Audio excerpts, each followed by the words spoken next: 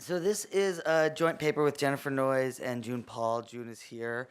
Jennifer couldn't make it, and unfortunately, Jennifer, of the three of us, is the one who works the most in this area and actually knows the most about it. But I'm going to do my best, and if there are questions, particularly about some of the interventions we're going to talk about, I may defer to June some too. So essentially, we saw this paper, and we are seeing it more and more as kind of being a discussant paper of all the papers that came before. And I realize there are discussants coming after us. But it was sort of a funny, like, discussant paper without having read the papers, right? So, what do we take away from all these different interventions and all these different perspectives and what we know about the effects of parental incarceration on kids, and then think about, is this the right target for intervention? So we have a very long title. I think it's a good title. It actually wasn't our title. It just sort of appeared on our abstract, and I found out later that Chris, gave us a title. But I think it's a good title. So I'll tell you a little bit about the motivation for the paper. So essentially, the question that we thought about was, it's well known, we've heard a lot about it today, but it's well known in general that kids who experience parental incarceration have a wide range of adverse outcomes throughout the life course in multiple domains. And we've seen, so the socio-emotional domain, cognitive domains, achievement, academic performance, and on and on. So the real crucial question when thinking about policy and practice and intervention is, is parental incarceration the cause of these poor outcomes, or a cause of these poor outcomes, or is it essentially a marker for pre-existing disadvantage, right? And this is sort of a really important policy question. And so if parental incarceration itself is a cause, right, then the policy solutions target that. So either you're going to figure out ways to reduce parental incarceration or reduce the effects of parental incarceration and compensate for parental incarceration. If it's not a cause, or if maybe it's causal but a very small in magnitude compared to the other disadvantages that kids are going to face, that these kids are largely likely to face poor outcomes regardless of whether their parents were incarcerated or not, then you would think very differently about how to intervene. And you might want to intervene with these kids that have around these pre-existing disadvantages and these ongoing disadvantages, instead of focusing per se on the parental incarceration experience, right? So that's the motivation. So we kind of came up with a set of guiding questions, and I'm essentially going to do one slide on each of these questions. So the first thing we're going to say is, are associations between parental incarceration and child well-being causal? So what's the evidence tell us? Do we think that there's a causal effect? Second, if it is causal, so what are the magnitudes in particular domains, right? So are these large effects? In what domains are we finding the particular effects? Third, what are the relevant mechanisms, right? And this becomes important because if you're not just gonna reduce parental incarceration, you gotta figure out what the mechanisms are to compensate for it, right? The third piece under that is, variation in effects. So we've talked a little bit about that throughout this conference, but I think it can be really important to think about, is there variation in effects and the mechanisms through which these effects accrue by pre-existing characteristics of the parents, of the kids, and by a lot of the characteristics of the actual incarceration experience itself, the sentence length and type and those kinds of things. So after I talk about that, we'll talk about, to what extent might we use comprehensive preventive interventions that aren't per se targeted on parental intervention or parental incarceration versus, very specifically targeted compensatory interventions, and what might be a more effective and efficient strategy. And I'll make some comments on that. And then, I'll end by sort of our best guess at what we think might be most promising. Given a lot of unknowns, right? So based on the incomplete information to date. So first question, are associations between parental incarceration and child well-being causal? So selection bias is pervasive in this literature, right? So it's, well known and well established. On average, we're talking about, pretty disadvantaged kids, right? We're talking about low income kids with, relatively low educated parents with often unstable family lives and parents with unstable employment histories. We're talking about kids that are disproportionately in households with substance abuse, with mental illness, with violence. So lots of other things going on for both the kids and the parents, and not only at the family and individual level, but the neighborhood level, right? So we know that incarceration is concentrated in particular neighborhoods and things like that. So really hard to tease out this causal effect of parental incarceration, and really hard to identify a good counterfactual, right? So we don't have, to my knowledge, many or maybe even any good natural experiments in the U.S. So we don't have the benefit of some of these experiments like from the Danish registers. So people have tried to use statistical methods to get at a good counterfactual, and probably the two most prevalent in the literature are either propensity scores or fixed effects, right? And so what are we getting with those? So propensity scores, you're essentially trying to construct match samples on observables, right? And that's really important. You're also, which I actually think may be the biggest benefit of the propensity scores, you're throwing out people at the far ends of the distribution for whom there's no match, right? So you're getting closer to comparing like to like, but it's all on observables. And there are lots of reasons to expect that the families that experience parental incarceration, the families that don't, differ on unobservables, right? So ideally, you'd want to take people that were committed the exact same crime, et cetera, and randomly assign them to prison. We don't do that. So maybe a counterfactual is people that, committed the same crimes but were never caught. Well, they probably differ in some ways, and we can't sample them, and we don't know, right? So we're not going to have these good samples. So we try propensity scores. I think the unobservables piece is a real limitation.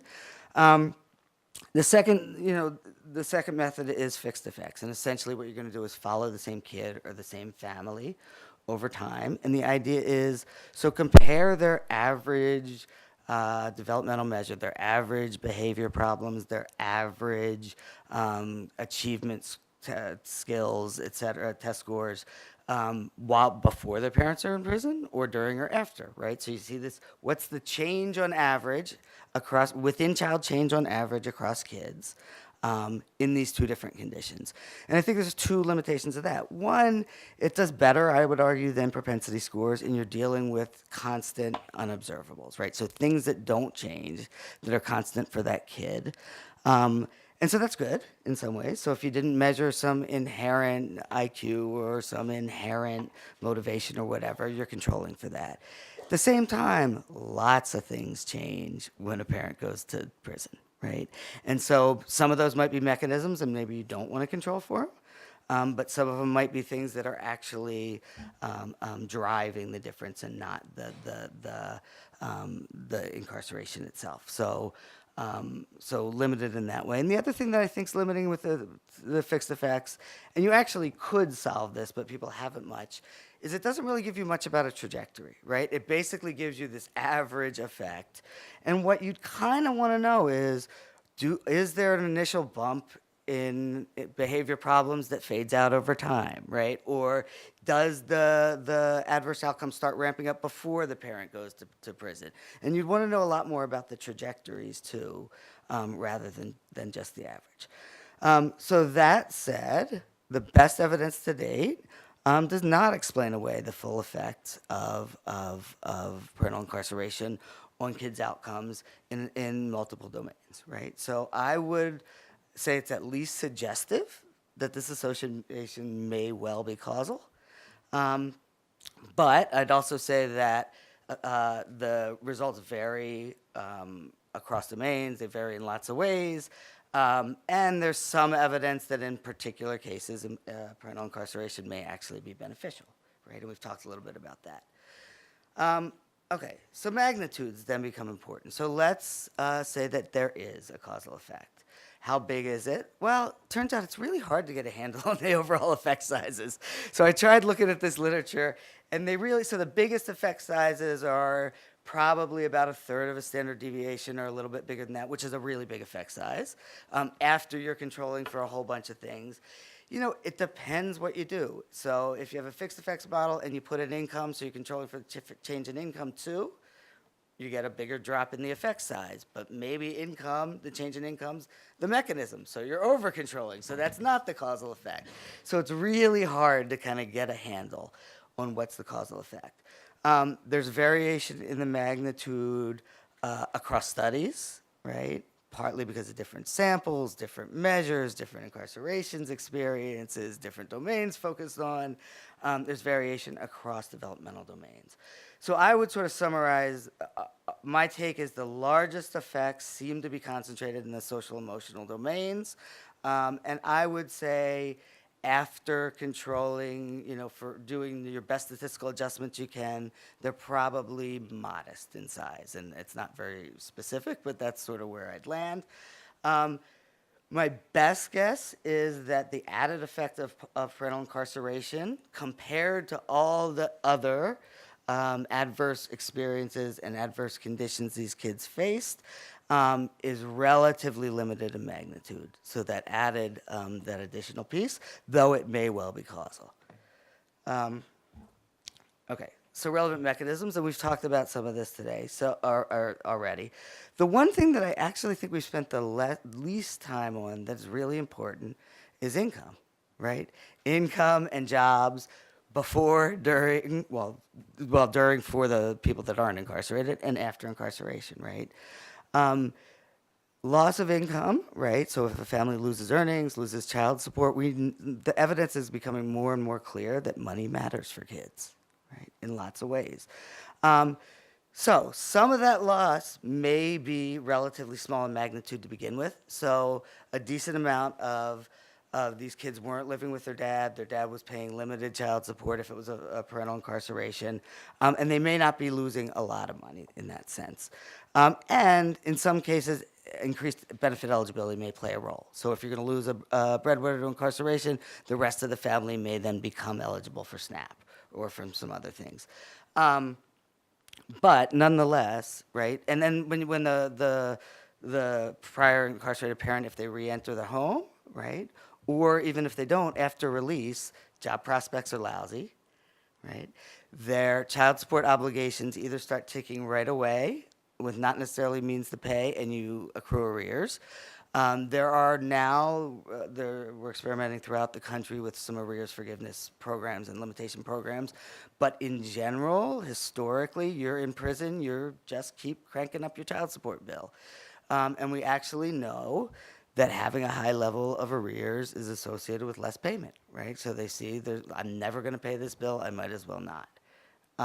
We also know that the ability to contribute through income is associated with parental involvement. So if we want to keep parents involved, this is a really key mechanism. I'm spending the most time on it in this slide because I think it was the least covered in the other papers.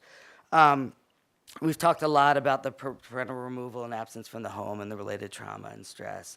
I think we really do want to think about, and I'll mention this more on the next slide, there are real differences between custodial and non-custodial parents when they go to jail or prison, and how involved they were to begin with, right? So it's very different if you have a non-custodial parent who goes to jail and you haven't had contact with them in 3 years anyway. They may be paying child support or they may not. Than somebody who you have regular contact with and makes regular child support payments. Clearly, attachment and bonding and loss issues, stress for everybody, right? For the kids, the parents, and the stigma issues. And I think we want to think about which we can address and how. So then I think these variation effects and mechanisms become really important, right? So is it your mom or dad that's going to jail? Was that parent resident or non-resident to begin with? If they were non-resident, to what extent were they involved with the kid? How much time and money were they investing in the kid? Because both of those things are important. Did the child change living arrangements or change primary caregivers? Did they change schools, right? So these are all, there may be big variation across these things. Child gender, and we heard a little bit about differences by child gender yesterday, and maybe child gender interacted with parent gender of which parent goes to jail or prison. Um, and then finally, and child age and developmental stage, obviously, right? Kids have very different needs at different stages.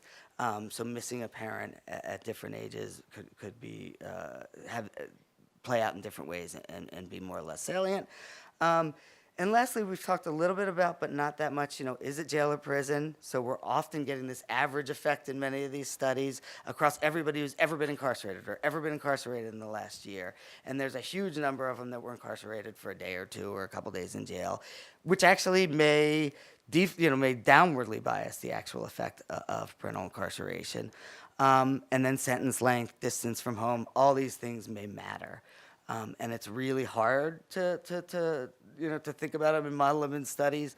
But I think that these are all things that are really important and make this work and the intervention really hard, right? So there's huge variation in what's going on out there.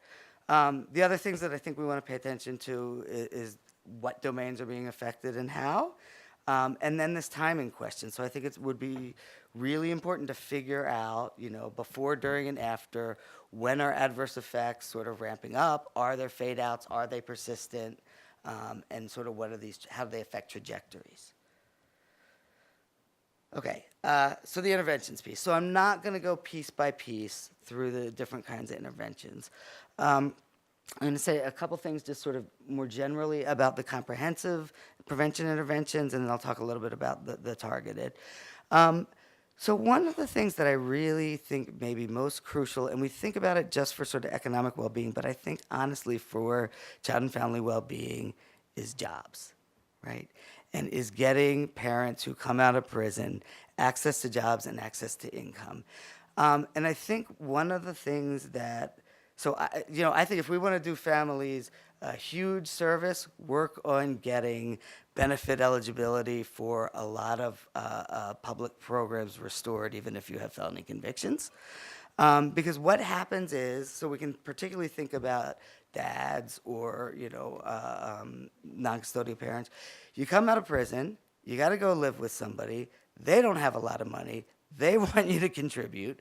You're expected to go to a job placement program that may or may not deliver on a job and often is not going to deliver on a job. You're not making any money while you're sitting all day at that training program, and the people you're staying with need some help paying the rent, right? And you're not paying your child support because you don't have any money. And so, I think one of the most important things we could do is, implement job training programs where we actually pay a benefit while you're going to the program. And we withhold child support from that benefit and get it to the parent. Because I think that's the only way you're going to get guys to consistently show up and be able to have a stable life outside of it. The second thing that I think we need to do is really particularly work with employers and make sure there are jobs at the end of the training program, right? These things aren't going to work if they can't actually get employed, and that's the key. I also think that there are big innovations in child support. So the federal government right now, so I direct the Institute for Research on Poverty at Wisconsin, and we're evaluating something called the non-custodial parent employment, parenting, child support employment and parenting demonstration project, CSPED. And so it's an 8-state randomized experiment. We're randomizing over 11,000 non-custodial parents. And the idea is really trying to change the role of the child support system from essentially a punitive system to a system that says, we're going to work with you to make sure that you have a child support order that's consistent with your real earnings or real earnings potential. We are going to work with you in intensive job placement. We're going to potentially work with you in some arrears forgiveness. And we're going to do some parenting interventions. And so we'll see how it plays out, but it's a real change that I think actually could be really crucial for guys coming out of prison, and for non-custodial parents in general coming out of prison. So I wanted to sort of spend a lot of time on that because I think it's the part that hasn't been covered by other people. On the other types of programs, so I've listed a bunch of programs, and what they tend to have in common is we sort of know for low-income kids now, there's no one-size-fits-all. we sort of know that the most promising evidence is around systems and systems of care, right? So you can call it place-based, you can call it systems of care, you can call it social learning, but essentially what we're talking about is integration across types of services. We're talking about intensive, universal, or close to universal screening, identification, and not just referral, but real linkages to different types of system. Um, and I think, things like, the Durham Family Initiative represent that. Triple P, I can talk about some of these in the question and answer.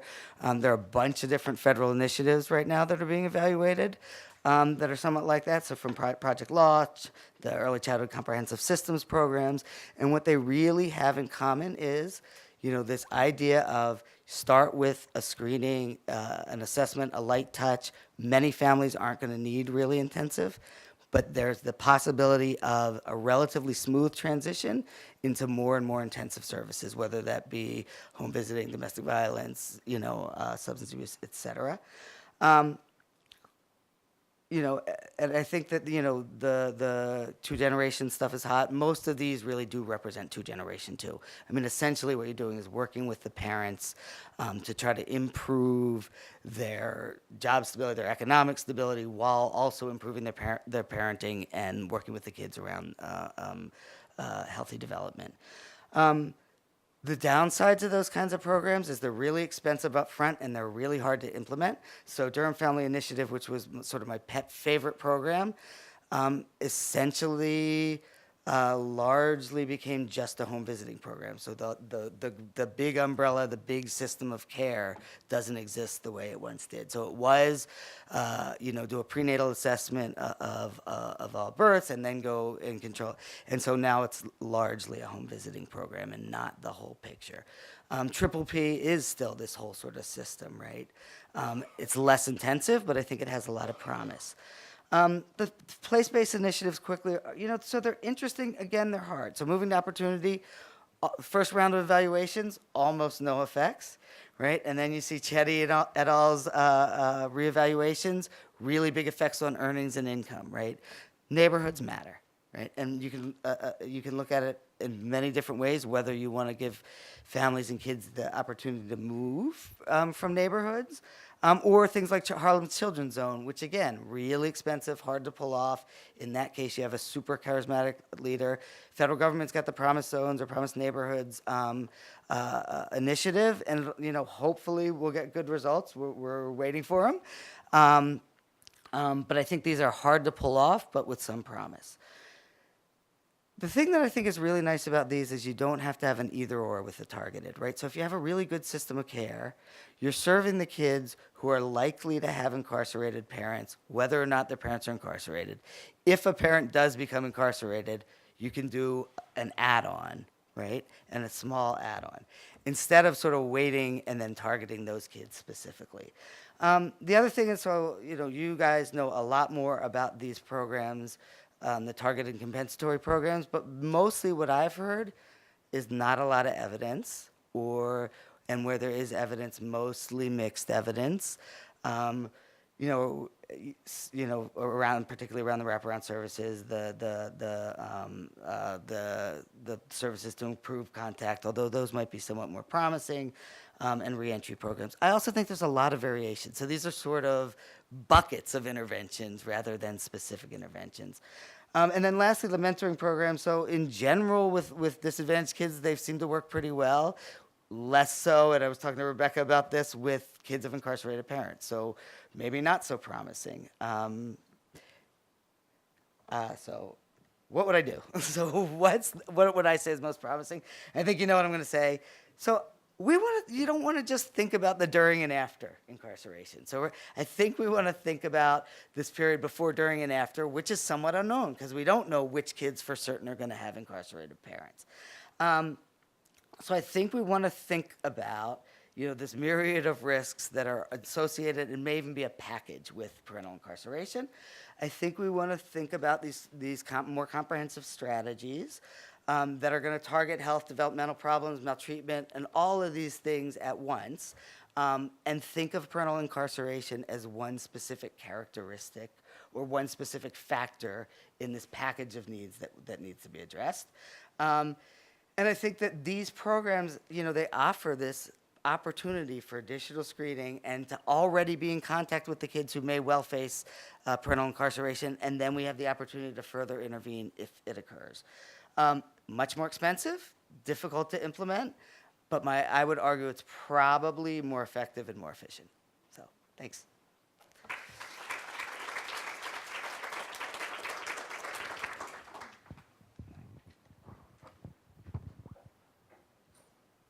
Oh, Sue. Oh, thanks. Hi, Lonnie. I appreciated your presentation, and I also support the idea of, anti-poverty programs as a way to assist families impacted by incarceration. But I had a couple of thoughts when I was listening to you. One thought was, and I've seen mixed results on this, but I did a study in 2003 on jail caregivers visiting at a jail, about 50-something of them. And one thing we found that was kind of unexpected is that the incarceration was associated with the caregiver's loss of employment. That is not a consistent finding. I've seen some, bigger data sets where they said it wasn't associated, but I think it just raises an issue for me that I think there's some really nuanced and strange things that happen as a result of incarceration that I don't know that we're fully capturing. And one is that caregiver's trajectory. I have seen it linked to, again, going on public assistance. But I think it could be connected to caregiver employment and functioning in ways that we don't fully understand because we haven't documented. So one of the things that I really support is not just interventions with the incarcerated parent at reentry, but really empowering caregivers, most of whom are women, in terms of the ability to function and earn. The other thing that came up for me when I was listening to you is some of these, again, nuanced processes that we know connect with incarceration. And the first thing I was kind of thinking of Megan Comfort's work with regard to secondary prisonization processes and just, what the implications of exposure, because I still cannot buy into this idea that parental incarceration is I think for some families, maybe the effects are modest, but I think in saying that, we're really obscuring experience for a lot of kids and a lot of caregivers, and we know it connects with kind of multi-partner, like relationship changes for kids, which you mentioned, new men coming into the household, and then this interface with institutions associated with the criminal justice system. We capture it when we look at visitation and things like that, but there's other things going on that we're not measuring, like how people forgo opportunities because they're spending a whole weekend visiting somebody. What are the implications for child development and for caregivers there? So, I just wanted to just thank you for your presentation because I really like the idea of having these anti-poverty programs and not just targeting like, oh, you're from incarcerated. Okay, we need to help you. But I think we need to just be really careful because I think people could interpret modest effects as like, oh, well, it's not really a big deal when there's these experiential things going on for people that could be obscured by that. Yeah.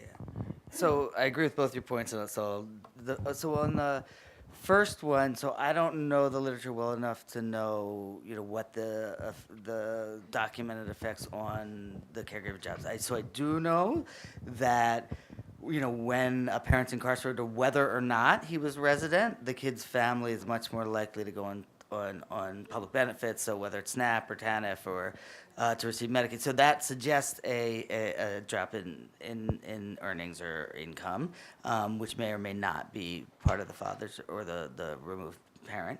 But I do think, so we're doing some work on complex families in Wisconsin, and the amount of resource sharing within and across households that goes on in low-income families is massive, right? There are lots of transfers of resources, so time, right? So taking care of people's kids.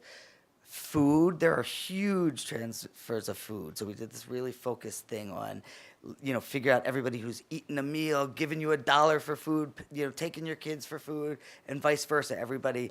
And food transfers across households are, and so it's very possible that, even non-resident parents are providing childcare, like things that let the other parent go to work, or things that let the other parent, that's part of that network, right? That's what we suspected. Yeah. We didn't measure it. We thought maybe the father was providing because of unusual work, Right. providing childcare, or the kin was providing childcare, and once he went to prison or jail, that it kind of knocked the caregiver out of employment. Yeah. We suspected it. Yeah, so I don't know, so maybe other people know, is that what you were going to respond to, Rebecca, or no? Okay. So maybe other people know how well that's documented. I don't know, but it seems sensible to me that, that it's possible.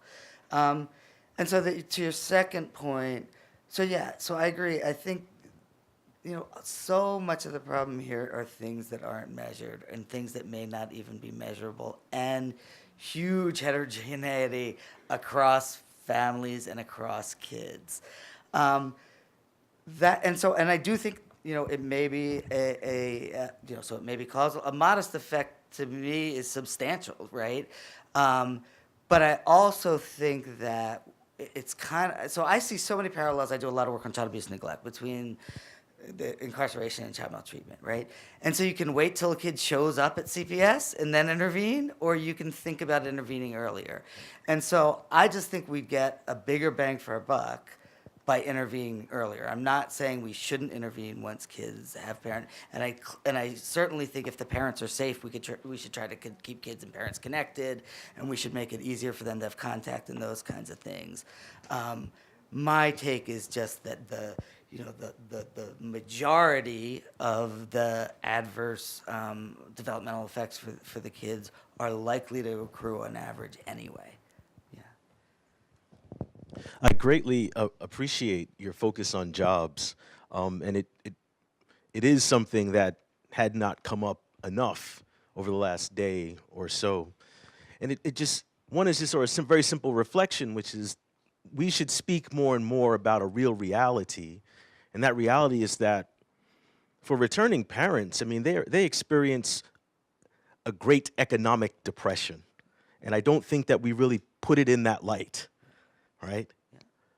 And if we put it in that light, though, right, then it gives great support to the perspective that you're presenting to us, right? Because like during the Great Depression, government mobilized to do incredible things to bring people out of that depression. So the emphasis on jobs makes sense, but also the emphasis on housing, right? Stable housing, development of public housing, although in the modern sense, we'd be thinking about housing choice vouchers and expanding that to accommodate a greater number of people and doing a variety of rules changes to ensure that returning parents can live in not only public housing, but private rental housing as well with the vouchers, and then all the other sorts of supplements that we would provide. However, the challenge, of course, as you pointed out, is that takes big money. So, in the absence of big money, what small money investments do you think we should be making from among the set of options that you've identified for us? So some of these options are very expensive. Some are not so expensive. So doing some child support reform is not necessarily big money, right? So having better arrears programs, having better order amounts, sort of formulas for orders, having more flexibility in changing it is relatively low cost. And even if you're reducing orders, so the evidence isn't great, but there's a good chance that you're actually going to collect more. So I think that's a relatively easy one. I actually think that there's a really big role for the private sector here. I mean, I actually think that part of it is, we have some job training programs and there's no job at the end of the road. And part of it is getting employers involved, right? And getting employers agree to give folks a shot. So, One of so there's a program called A Year Up. So it's not for previously incarcerated folks. So it's largely for low income, unemployed young adults. I believe they have to have a high school diploma or GED already.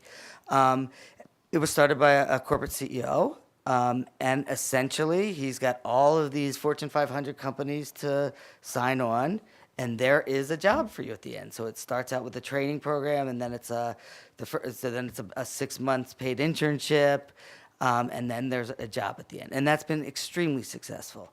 So I think that there is the opportunity to start to work with the private sector. I mean, we already offer these job training programs. They're just not necessarily successful, and particularly for people who have an incarceration history. It's just still, so hard. I mean, I look at Milwaukee, right? And Wisconsin's actually in a very good, I don't know, I'm assuming most of you saw the poverty numbers are up. Our poverty's way down, really good poverty report, median income report. There are tons of jobs all over Wisconsin. Unless you're a black guy from Milwaukee, you just get out of prison, and there are no jobs, right? And part of that is that they haven't involved the local. I mean, the local employers won't employ them, and I think we have to work with that. The other thing, so I actually think, so this is a cost, but a less direct cost. So I think we could do a lot more through the tax system for non-custodial parents. And so there have been experiments with earned income tax credits, but the benefit's always really low, and the eligibility criteria is high. So you have to be constant with you have to be compliant with child support for a year to qualify, right? And you're treated as essentially your non-custodial kids aren't counted as dependents. So we want guys to be able to pay for the kids. Why wouldn't you give them a portion of the kid? So maybe you don't count it as a full kid, a third of a kid. If you want you to spend time and you want you to contribute, right? So why don't you get some credit for the kids? It's not clear to me why an earned income tax credit, you have to be compliant fully for a year before you can get it. So if you're working on the books and you have a child support order, child support will be transferred. So the kid will, if you have an earned income tax credit and you're not current on child support will be withheld from that. The kids benefit, the dad benefit. I mean, it's simply, there's no logical reason to sort of put in these eligibility criteria except to say you were a bad guy and you missed a payment, right? And some of these things are, I mean, they're doing this, that would not be hugely expensive, right? I mean, some of it is, I think we need to start treating non-custodial parents like parents instead of they're usually considered adults without dependents. And some of this is largely, it will have costs, but it's administrative changes in a lot of policies. But I do think, so there is the broader question of is there the political will to spend a bunch of money trying to get these parents employed? And I'm not sure, but I would say that if there's a time to do it, both because across the aisle there is so much of an emphasis now about we have to do something about this incarceration problem, and because we have a pretty good economy now.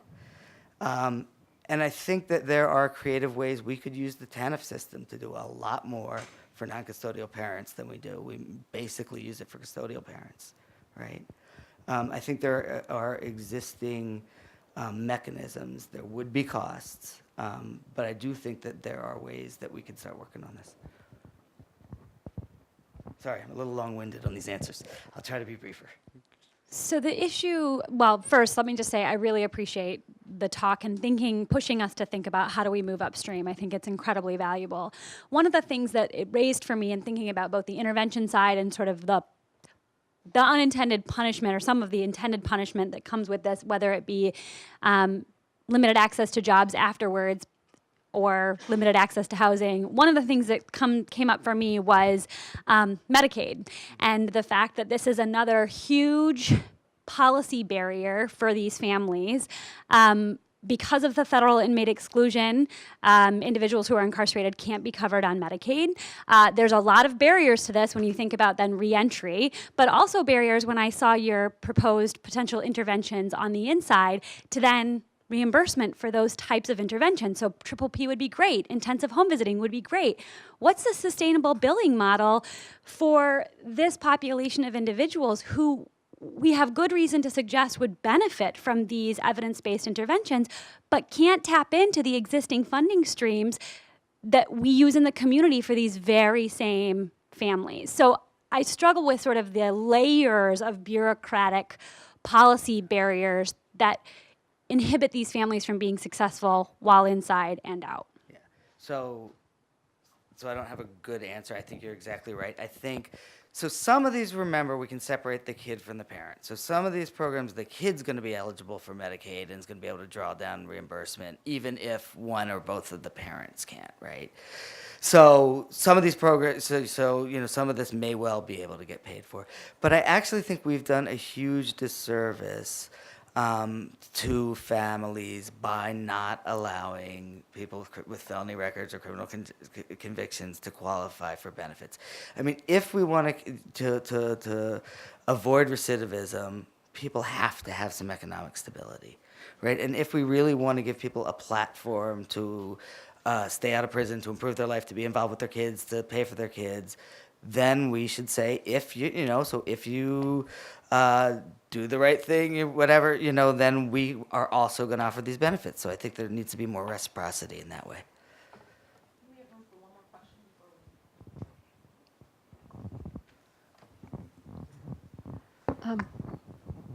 before I also do research on families in very straitened circumstances, and as much as I appreciated your calling attention to the importance of getting parents of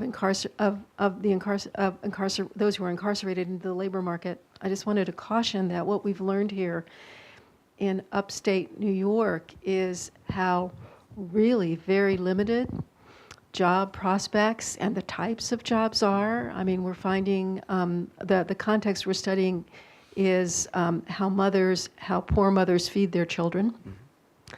And about a third of the mothers really can't organize meals, shopping, cooking effectively because of the types of jobs that they have. Mm-hmm.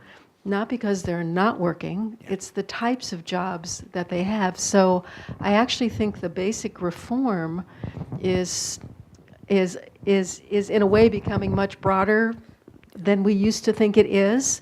These mothers are working in jobs that almost make it impossible for them to be mothers and provide a stable family life under any circumstances of low income. So I just wanted to say that as a caution, and just praise you for the work you're doing as well. Thanks. Yeah, and you're right. I mean, so the low income, low wage, inconsistent hours, no benefit, like these are huge problems in that whole segment of the labor market. Yeah.